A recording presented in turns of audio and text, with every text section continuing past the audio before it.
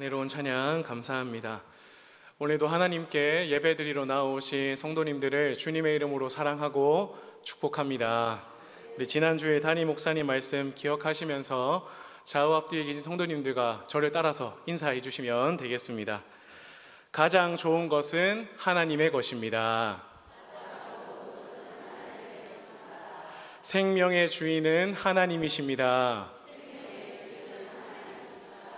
나와 당신의 삶이 하나님의 것입니다. 아멘. 이 고백대로 살아가실 수 있기를 축복합니다. 아멘. 이 시간 지혜를 구하고 찾으라는 제목의 말씀으로 은혜 나누기를 원합니다. 오늘날 우리는 인류 역사상 가장 똑똑한 시대를 살아가고 있습니다. 정보의 바다라는 말도 있듯이 내 손에 스마트폰 하나만 있으면 세상의 거의 모든 지식과 정보를 손가락 하나로 다 찾을 수 있고 얻을 수가 있습니다. 돈을 모으기 위해서는 재테크를 어떻게 해야 되는지, 성공하려면 어떻게 살아야 하는지, 자녀는 어떻게 키워야 되고 또 부부 관계는 어떻게 해야 하는지 분야를 막론하고 인터넷과 유튜브를 찾아보기만 한다면 수천 개, 아니 수만 개의 정보를 쉽게 얻을 수가 있습니다. 그런데 이처럼 우리 가운데 지식과 정보들이 이제 많아지면 당연히 우리의 삶도 더 나아지거나 좋아져야 하는 게 맞는데, 아이러니하게도 정작 살아가는 사람들을 보면 오히려 그렇지 못한 경우를 보는 때가 많습니다. 과거에 비해 불안을 느끼는 사람들이 많아졌습니다. 이상하게 우울증 환자는 줄어들지를 않습니다. 머리는 갈수록 더 똑똑해지는데 마음과 생각이 건강하지 못한 사람이 나타나고, 심지어는 주변에 나는 행복하다라고 말하는 사람보다는 나는 불행하다라고 이야기하는 사람들이 많아지고 있습니다. 참 이상하죠.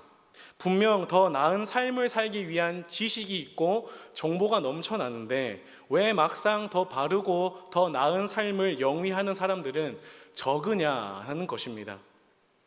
왜 그런가 하면 우리 가운데 지혜가 없기 때문입니다. 집을 더 크고 화려하게 짓는 방법과 지식, 기술은 가졌는데 정작 그 집을 행복한 가정으로, 천국과 같은 가정으로 만드는 지혜는 없는 것입니다. 그러니까 사실 우리가 이제 세상에서 내가 가졌다라고 말하는 지식은 사실 정보일 뿐이지 진짜 한 사람의 삶을 변화시키고 나의 가정을 천국과 같이 만들어주는 지혜는 가진 게 아니다라는 것입니다. 문제는 세상에서는 그 지혜를 얻을 수가 없다는 거죠. 어디로부터 얻을 수 있습니까? 하나님으로부터만 얻을 수가 있습니다.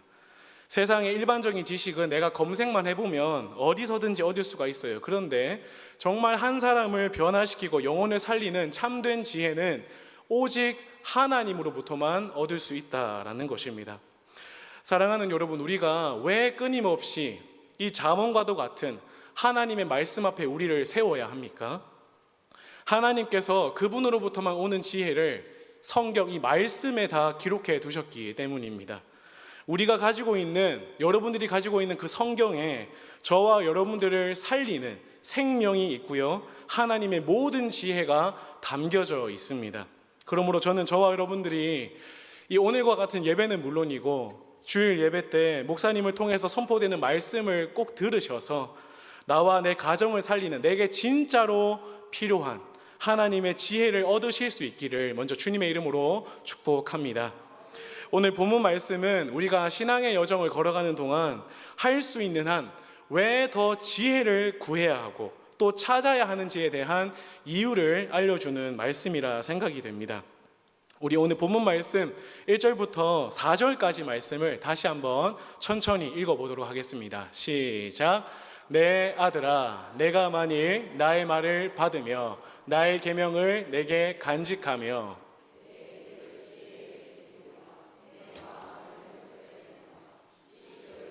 구하며 명철을 얻으려고 소리를 높이며 은을 구하는 것 같이 그것을 구하며 감추어진 보배를 찾는 것 같이 그것을 찾으면. 아멘. 본문의 시작을 보시면요, 내 아들아 라고 마치 아버지가 아들에게 말하고 교훈하는 것처럼 지금 솔로몬이 이야기하고 있다는 점을 주목할 필요가 있습니다.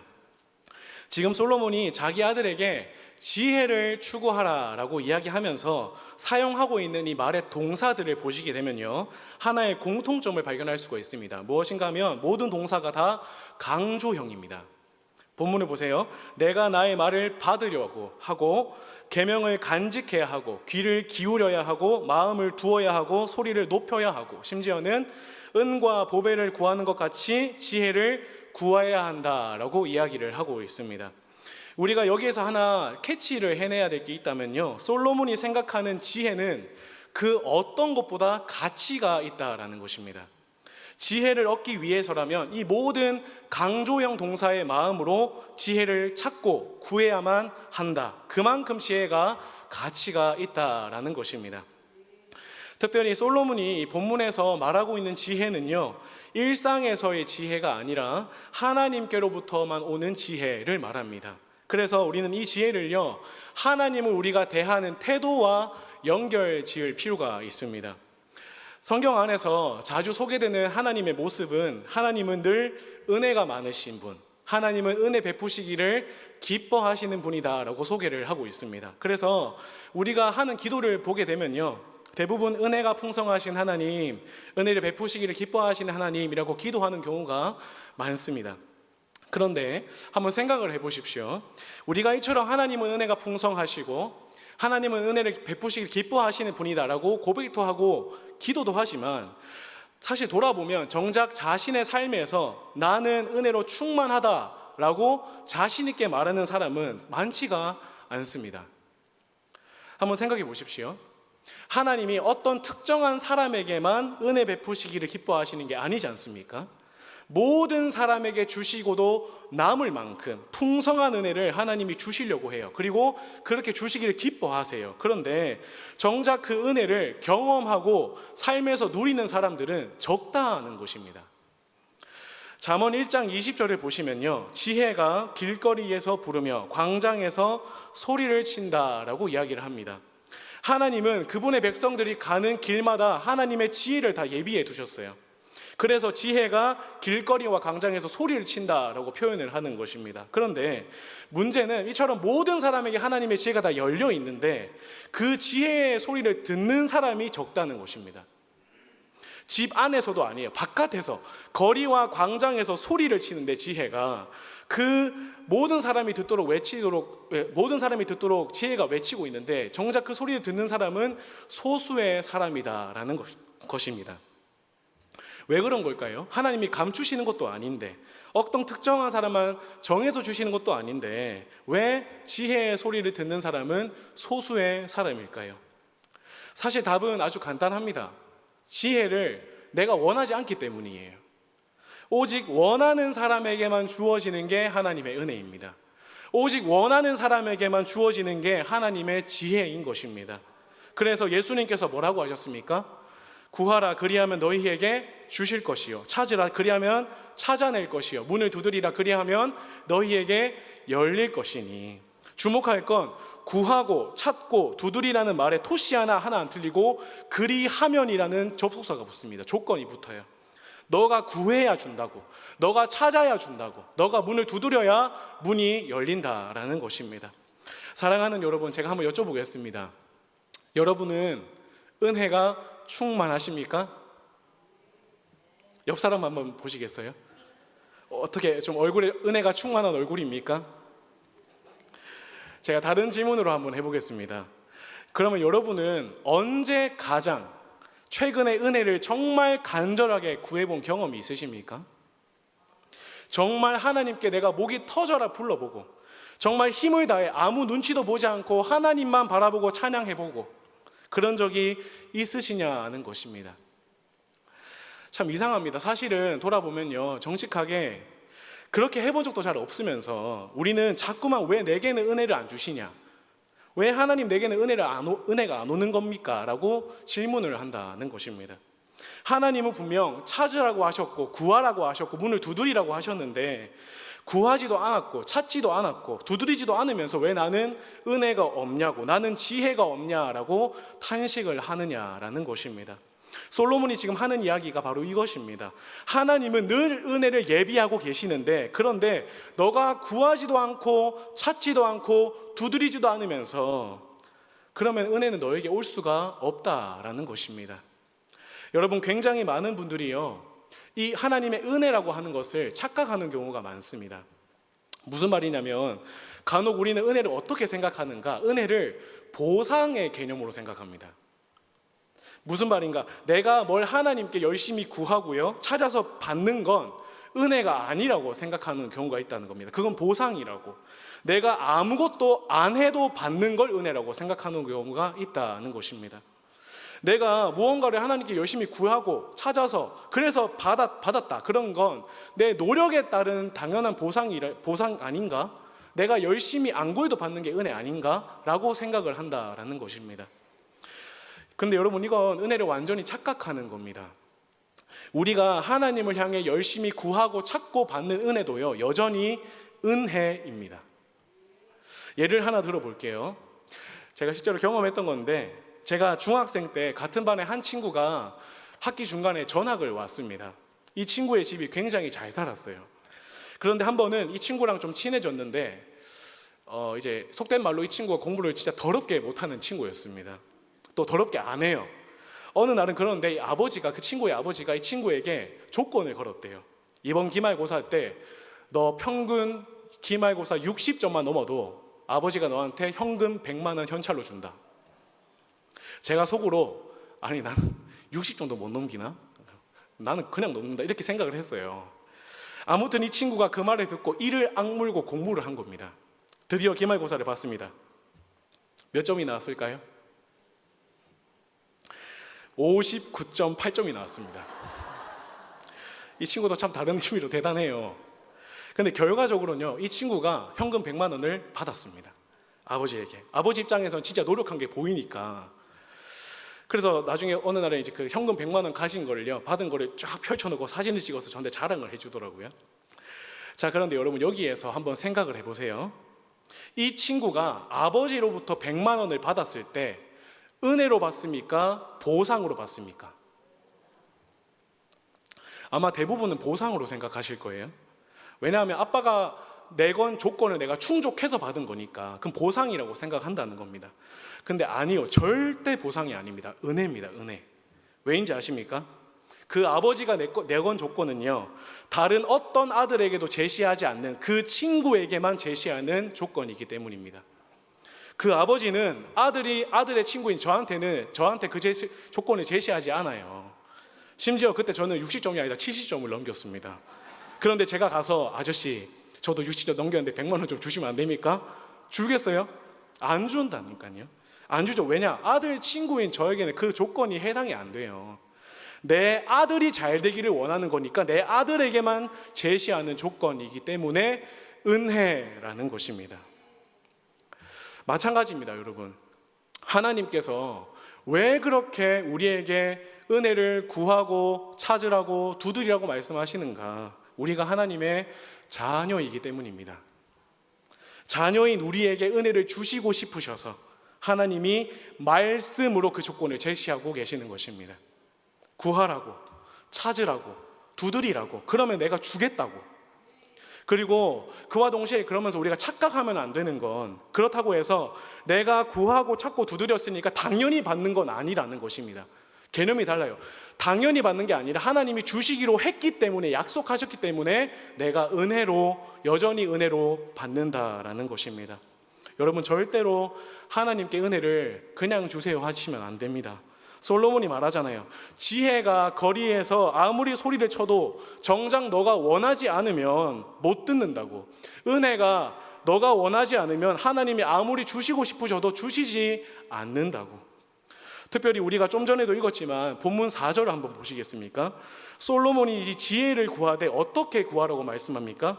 은을 구하는 것 같이 지혜를 구하고 감추어진 보배를 찾는 것처럼 지혜를 찾으라라고 이야기하고 있습니다. 여러분, 솔로몬이 왜 하필 많고 많은 것들 중에서도 은과 보배를 비유해서 지혜를 구하라고 말씀하는 걸까요? 돈에 대한 갈망보다 더 큰 욕구는 없기 때문입니다. 한번 생각해 보세요. 예를 들어서 예를 든 겁니다.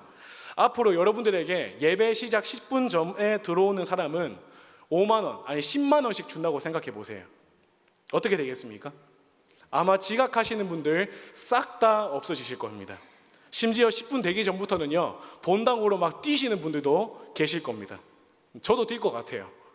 왜냐하면 돈 준다잖아요. 10만 원 준다잖아요. 나한테 10만 원이 없어서가 아니라 준다고 하니까. 하나님 앞에 나올 때, 솔로몬이 지금 하는 얘기가 이겁니다. 하나님 앞에 너가 나올 때 정말 그런 마음으로 나오느냐는 것입니다. 하나님이 주시는 은혜를 그 정도의 가치로 여기느냐는 거예요. 은과도 같이, 보배와도 같이 여기느냐는 것입니다. 단순히 돈 10만 원, 100만 원이 아니라 1000만 원을 주고도 하나님이 주시는 이 은혜라 하고는 비교할 수가 없다고. 그러한 감격이 저와 여러분들에게 있느냐 하는 것입니다. 그리고 그런 감격이 있는 사람은요, 본문처럼 간절히 구할 수밖에 없다는 것입니다. 여러분, 오늘 본문이 솔로몬이 자기 아들을 향해서 하는 이야기라고 말씀을 드렸어요. 솔로몬이 이렇게 이야기하는 건 다 자기가 살아온 경험에 대한 이야기입니다. 솔로몬이 어린 나이에 왕이 되어서 제일 먼저 한 일이 무엇이었습니까? 하나님 앞에 일천번제를 드리는 거였습니다. 너무 간절하니까. 그렇게 일천번제를 드리고요, 밤에 하나님께서 나타나셔서 솔로몬아, 내가 너에게 무엇을 줄 거라고 했을 때 솔로몬이 무엇을 구했습니까? 듣는 마음, 주여 듣는 마음, 지혜를 주십시오라고 이야기했습니다. 그랬더니 하나님께서 뭐라고 말씀하셨습니까? 열왕기상 3장 10절 말씀입니다. 솔로몬이 이것을 구하매 그 말씀이 주의 마음에 든지라. 솔로몬이 하나님께 주님 지혜를 주십시오라고 했더니 하나님이 그거 너가 구한 거 내가 내 마음에 쏙 든다고, 너무 마음에 든다고 이야기해 주셨다라는 거예요. 그러니까 여러분, 우리도 솔로몬처럼 그렇게 구해야 한다라는 것입니다. 은을 구할 수도 있어요. 보배를 구할 수도 있어요. 명예를 구할 수도 있어요. 성공을 구할 수도 있는데 그 모든 것보다, 그 어떤 것보다 은혜를, 하나님에 대한 지혜를 가장 가치 있는 것으로 여겨서 구할 수 있겠냐라는 것입니다. 그러한 믿음이 저와 여러분들에게 있느냐 하는 거예요. 솔로몬이 실제로 자기가 그렇게 지혜를 구했기 때문에 자기 아들에게 그렇게 할 수 있는 겁니다. 내 아들아, 세상에 그 무엇보다도 지혜를 구하는 사람이 되라고. 하나님이 주시는 지혜를 가장 귀하게 여기는 내 아들이 되라고. 아버지 보면 모르겠냐고. 아버지도 너 나이 때 하나님께 그렇게 지혜를 구했다고. 그렇게 구했더니 하나님이 주셨다고. 여러분, 돈은 사람도 줄 수 있습니다.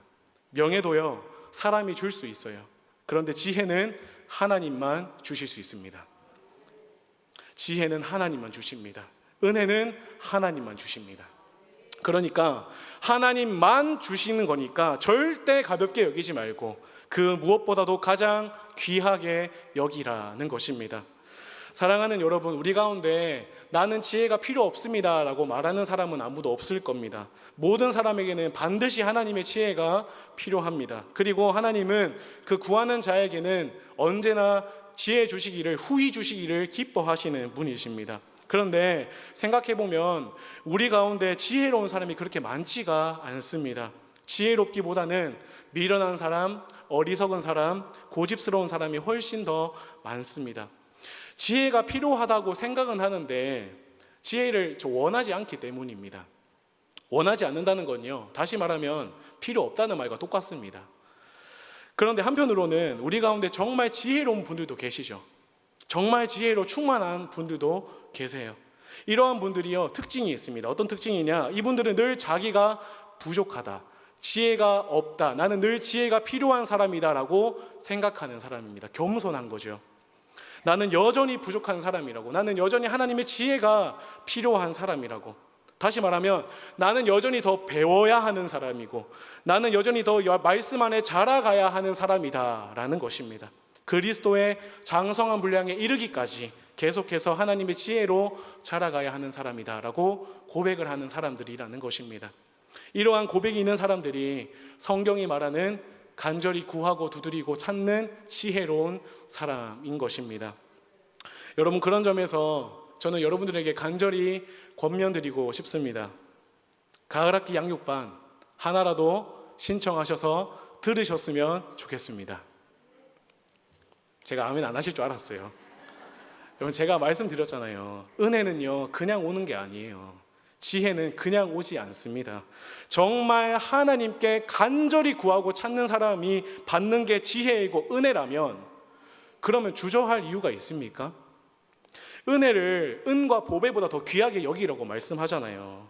양육반 신청하는 사람들 돈 10만 원씩 줄 테니까 와라, 그래야 신청하는 분들은 없으실 거잖아요. 제가 말씀을 준비하다가 그런 생각을 해봤습니다. 대암교회가요, 양육반 신청 기간만 되면 경쟁이 붙는 겁니다. 서로 신청하려고 막 종이 내가 가져가고, 김집사 신청서 가져온나, 닌 좀 그만 들어라, 내가 들을게, 이렇게 난리가 났으면 좋겠습니다. 왜냐? 은혜가 간절하니까. 하나님의 말씀 지혜가 간절하니까. 사랑하는 여러분, 저는 여러분들이 배우고 자라가는 데 있어서도 간절히 구하고 찾고 두드릴 수 있기를 주님의 이름으로 축복합니다. 아멘. 솔로몬이 저와 여러분들에게 도전합니다. 은을 찾는 것처럼, 감추어진 보화를 찾는 것처럼 그렇게 지혜를 구하고 은혜를 구하라고. 저는 저와 여러분들이 그렇게 지혜와 은혜를 구하는 사람이 되실 수 있기를 주님의 이름으로 축복합니다. 다음 본문 5절과 6절 말씀을 함께 읽겠습니다. 시작. 여호와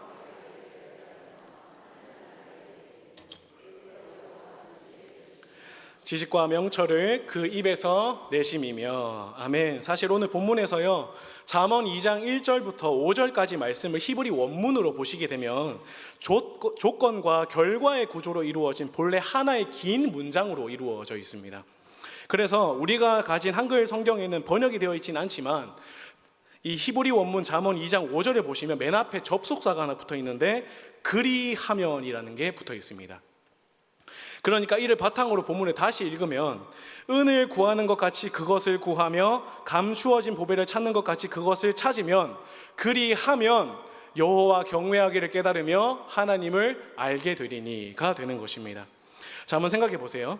우리가 지혜를 간절히 구하면 그냥 지혜를 주시면 되는데, 하나님이 지금 지혜를 바로 주시는 게 아니라 여호와 경외하는 걸 깨닫게 하시고 하나님을 알게 하신대요. 먼저 본문에 하나님을 알게 되리니 라고 하는 이 말의 좀 더 정확한 표현은요, 하나님에 대한 지식을 얻게 된다라는 표현입니다. 그리고 이미 잠언 1장 7절에서도 여호와를 경외하는 것이 지식의 근본이거늘이라고 이미 말씀을 하고 있어요. 그러니까 성경에서 하나님을 경외한다는 건 곧 하나님을 아는 지식을 얻게 되는 것과 똑같은 말로 이해를 해야 하는 것입니다. 그러니까 다시 정리하면, 하나님께 우리가 지혜를 구하면 하나님은 우리를 먼저 어떻게 하신다고요? 여호와 경외하기를 먼저 깨닫게 하신다고요. 왜냐하면 하나님을 경외하는 게 곧 지혜이기 때문에. 다시 말하면 여호와를 경외하는 사람만이 하나님의 지혜를 소유할 수 있게 되는 것입니다. 그래서 그 다음에 이어지는 7절을 보시면 이렇게 말씀합니다. 그는 정직한 자를 위하여 완전한 지혜를 예비하시며 행실이 온전한 자에게 방패가 되신다고. 여기서 주목할 건요, 정직한 자, 온전한 자입니다. 한 성도가 정말 간절히 지혜를 구하고 찾으면 하나님은 그 성도를 향해 어떠한 삶을 도전하십니다. 뭐를 도전하시는가? 정직하게 살으라고, 온전하게 살으라고. 그러면 내가 완전한 지혜를 너에게 줄 거고 내가 너의 방패가 되어 줄 거야 라는 것입니다. 제가 계속해서 말씀드리지만 오늘 본문이 솔로몬이 아들에게 하는 이야기라고 말씀드렸지 않습니까? 잠언 안에서 아들은요, 이 오늘날 솔로몬의 잠언을 읽고 있는 우리들, 독자들, 그리고 다시 말하면 모든 성도들을 의미합니다. 왜냐하면 구약시대에서 아들은 제자와 같았습니다. 그러니까 적어도 이 잠언에서 지혜를 구하는 모든 사람은 다 하나님을 믿는 사람들이고 하나님에 대한 믿음이 있는 사람들로 보아야 합니다. 자, 그러면 하나님을 믿는 믿음이 있는 사람은 기본적으로 어떤 고백이 있는 사람입니까? 하나님이 천지를 창조하셨고, 천지를 창조하시고 끝이 아니라 지금도 내 삶에 들어오셔서 나를 다스리시고 이 땅을 통치하고 계신다라는 믿음이 있는 사람입니다. 자, 그러면 이 사람이, 그러한 고백이 있는 사람이 말씀대로 온전하게 살고 정직하게 사는 게 어려울까요? 논리대로 하면 안 어려워야 되는 게 맞죠. 말씀을 배우고 믿는 사람이랑 말씀을 안 배우고 안 믿는 사람이랑 완전히 다르지 않습니까? 교회 다니는 사람, 교회 안 다니는 사람은 완전히 다른 것처럼 지금 솔로몬이 우리에게 도전하는 이야기가 이거예요. 내 아들아, 다시 말하면 성도들아, 하나님의 말씀을 배워서 하나님이 천지를 창조하셨고 지금도 너의 삶을 다스리고 있는 것을 믿는다면, 그 믿음이 있다면 정직하게 살으라고, 온전하게 살으라고. 그런데 문제가 하나 있습니다. 이게 쉽지가 않다는 겁니다. 성도에게 있어서 가장 어려운 문제입니다. 솔직히 그렇지 않습니까? 제가 제 삶을 돌아보아도 마찬가지예요. 앞에서는 이렇게 여러분들에게 설교를 해도요, 강단을 내려가서 제 삶으로 돌아가면 제가 전한 말씀대로 삶을 살아내는 게 어떻게 그렇게 어려운지, 얼마나 힘든지 여러분도 솔직하게 여러분들의 삶을 한번 돌아보십시오. 말씀 들을 때는 아멘도 하죠. 그래, 정직하게 살아야지, 맞지, 온전하게 살아야지 라고 하는데 저기 저 교회 문 밖에 나가시면 어떻습니까? 그렇게 살면 망한다고 생각하지 않습니까? 그렇게 살면 손해본다고 생각하지 않습니까? 정직하게 온전하게 그렇게 사는 건 사실 불가능한 거 아니냐고. 어떻게 그게 가능하냐고. 적절하게 타협해야지 그래도 괜찮은 거 아니냐고. 이게 사실은 저와 여러분들의 모습 아닙니까? 사랑하는 여러분, 우리가 이미 아는 게 있습니다. 눈에 보이기에는 세상에 악한 사람, 불의한 사람들이 더 큰 성공을 거두고 있습니다. 이게 신앙생활을 하면서 오는 가장 큰 괴리감이죠. 그런데 이러한 세상 속에서 하나님이 말씀으로 저와 여러분들에게 도전하고 계십니다. 뭐라고 도전하시는 거냐? 한 번이라도 그렇게 한번 살아보라고요. 너가 진짜 내가 살아있는 하나님이고 지금도 너의 삶을 다스리고 있는 여호와 하나님이라는 것을 너가 믿는다면 말씀대로 한번 살아보고 말하라고, 정직하게 한번 살아보라고, 온전하게 한번 살아보라고, 내가 어떻게 너에게 행하는지를 경험해보라라는 것입니다. 그러면 반드시 깨닫게 되는 게 있다라는 거예요. 그 정직한 자를 위해서 하나님이 완전한 지혜를 예비해 두셨고, 여기에 완전한 지혜라는 건 성공이라는 뜻입니다. 정직한 자를 위해 하나님께서 그렇게 성공을 예비해 두신대요. 그리고 그 온전한 자를 위해서 하나님께서 방패가 되어 주신다라는 것입니다. 이뿐만이 아닙니다. 8절을 보시겠습니까? 대저 그는 정의의 길을 보호하시며 그의 성도들의 길을 보전하려 하심이니라. 말씀대로 사는 자에게는 하나님이 성공과 방패가 되어 주실 뿐만 아니라 그 걷는 길을 보호하시고 보전하시겠대요. 그러니까 여러분, 하나님이 도전하시는 거라니까요. 정직하게 한번 살아보라고, 온전하게 한번 살아보라고. 그러면 내가 그렇게 사는 너의 길을 보전할 뿐만 아니라 성공을 줄 뿐만 아니라 그 길을 보호해 주겠다고. 그걸 한번 경험해 보라는 것입니다. 그러면 그렇게 사는 사람은 이렇게 고백할 수밖에 없습니다. 진짜 하나님 살아계시는구나. 내가 믿는 하나님이 정말 이 성경에 갇혀있는 하나님이 아니라 지금도 내 삶을 다스리시고 일하시는 하나님이시구나 라는 것을 깨닫게 된다라는 것입니다. 여러분, 그런 점에서 성경이 말하는 지혜는요, 다 경험의 영역입니다. 경험. 정말 구하고 찾아본 사람만이 지혜에 더 간절해집니다. 말씀을 실제로 살아내본 사람만이요, 말씀을 더 가까이 합니다. 왜일까요? 그 사람은 삶에서 하나님의 말씀이 진짜 꿀송이보다 달다라는 것을 경험한 사람이거든요. 솔로몬이 누구를 보고 자랐습니까? 다윗 아닙니까? 다윗이 어떤 사람입니까? 말씀을 머리로가 아니라 삶으로 살아냈던 사람이 다윗 아닙니까? 삶으로 살아낸 간증이 있는 사람이 다윗 아닙니까? 솔로몬이 그런 아버지를 보고 자랐잖아요. 그래서 솔로몬도 그 나이에 아버지를 따라 하나님께 지혜를 구한 것입니다. 그리고 자기도 그렇게 지혜를 구해보고 삶으로 경험해보고 그 다음에 오늘 이 잠언에서 아들에게 권면하고 오늘날 우리에게 권면하고 있는 것입니다. 사랑하는 여러분, 그런 점에서 남편에게 말하기 전에 나부터 먼저 말씀대로 살아보십시오.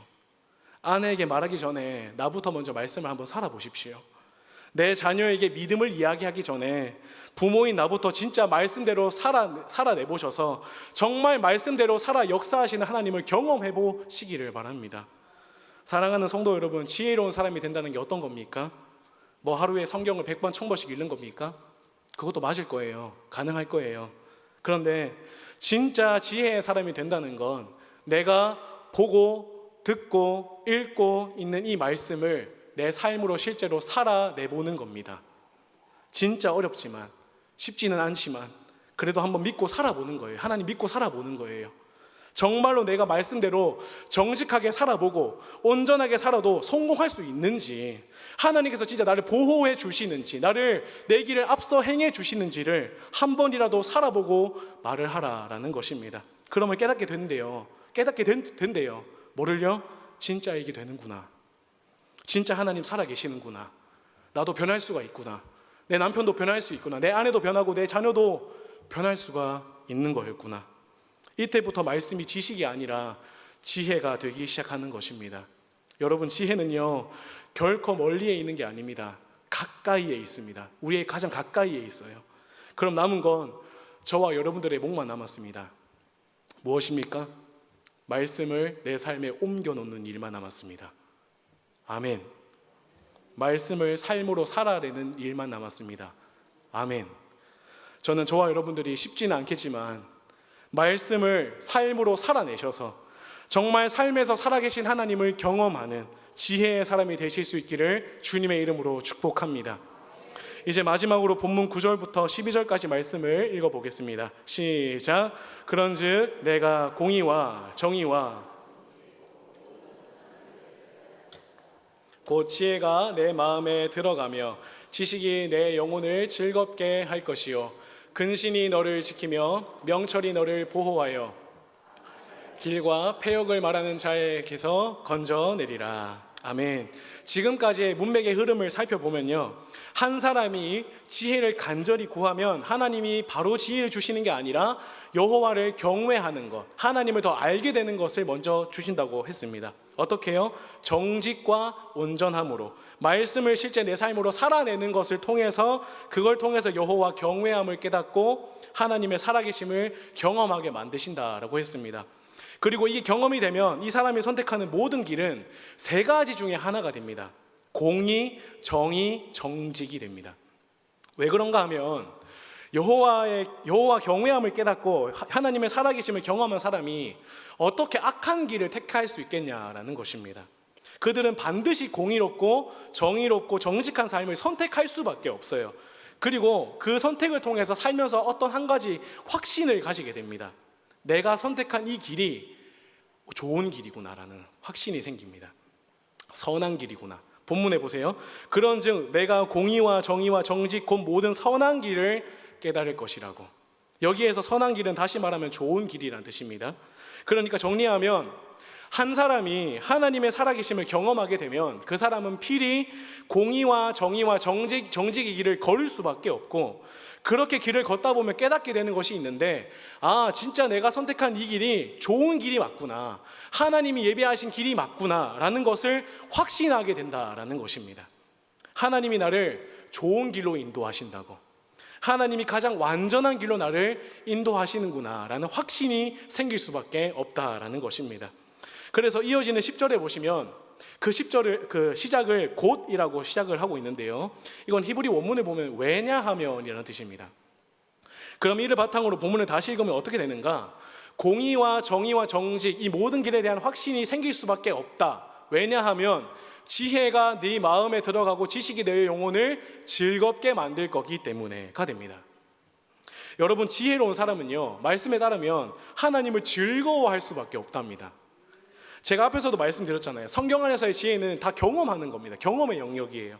내가 살면서 하나님을 경험하는 게 너무 즐겁다라는 것입니다. 내가 진짜 말씀대로 살아보니까 그 말씀대로 진짜 이루시는 하나님을 경험하는 게 너무 즐겁다는 거예요. 솔로몬이 지금 하는 이야기가 이런 겁니다.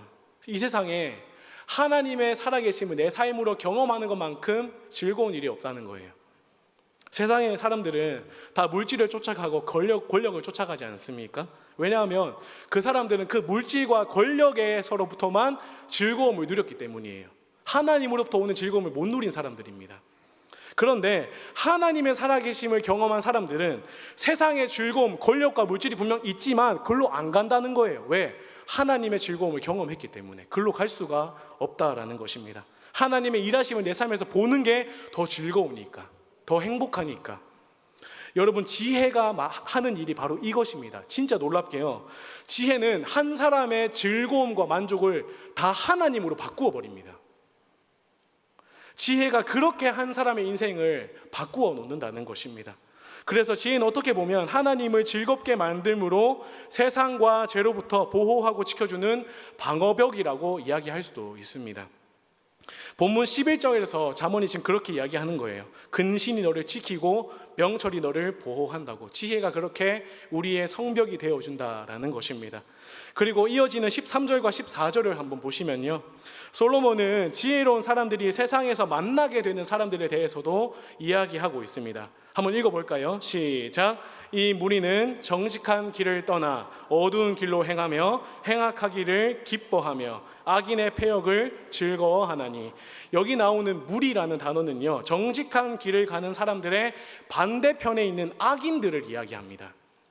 앞에서 정직한 길을 가는 사람들은요, 지혜로운 사람들이라고 말씀을 드렸어요. 왜냐하면 지혜가 정직의 길로 갈 수밖에 그렇게 만드니까, 정직의 길로 가게 만드니까. 그런데 상대적으로 악한 사람들은 어떤 사람들인가? 정직의 길을 떠나서, 본문에서처럼 정직의 길을 떠나서 어두운 길로 행하는 사람들이다라는 것입니다. 그러면 왜 이들이 어두운 길로 자꾸 가는가? 그들은 행악하기를 기뻐하고 악인의 패역을 즐거워한대요. 여기에서의 패역이요, 문맥적으로 보면 형통, 성공으로 보는 게 더 맞습니다. 그러니까 그들은 악인의 형통과 성공을 더 즐거워한다라는 거예요, 하나님보다. 그래서 나도 저렇게 행악해서 성공하고 싶다고, 행악해서 나도 형통하고 싶다고, 그러면서 정직의 길을 떠나서 행악의 길로 간다라는 것입니다.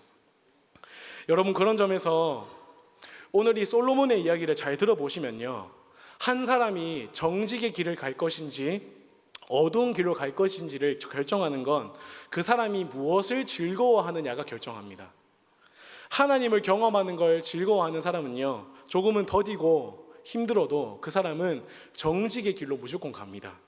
그런데 과정은 아무 상관없이 나는 그냥 성공하고 싶고 잘 되고 싶다라고 이야기하는 사람들은요, 반드시 악인의 길을 걷습니다.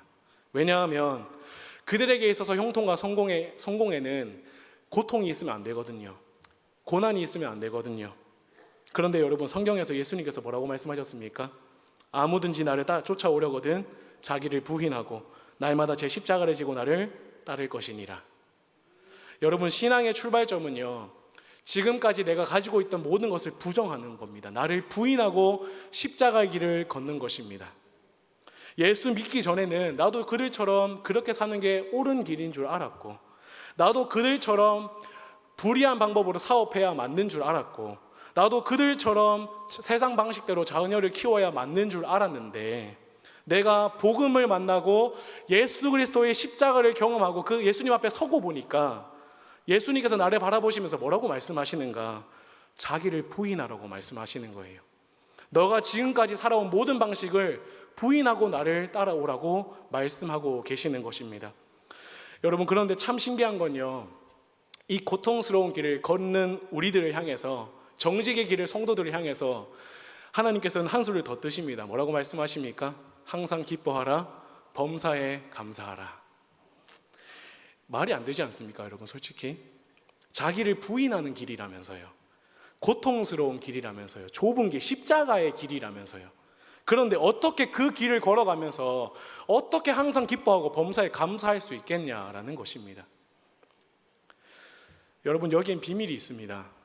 이 십자가의 길을 가야지만 만나는 게 있어요. 은혜가 있습니다. 그리고 감격이 있습니다. 그리고 그 길에 우리 주님이 계십니다. 이 은혜를 경험한 사람은요, 어렵고 좁고 고통스러운 길이지만 이 길에서 세상이 줄 수 없는 즐거움을 누립니다. 정직하게 사는 거 고통스러우실 겁니다. 그런데 그 길을 가야지만 하나님이 준비하고 계시는 풍성한 지혜를 만나실 수 있을 겁니다. 그 길을 가야지만 하나님이 진짜 말씀대로 나의 방패가 되어주시고 나의 삶을 보호해 주시는 하나님이시구나라는 것을 경험하게 될 것입니다.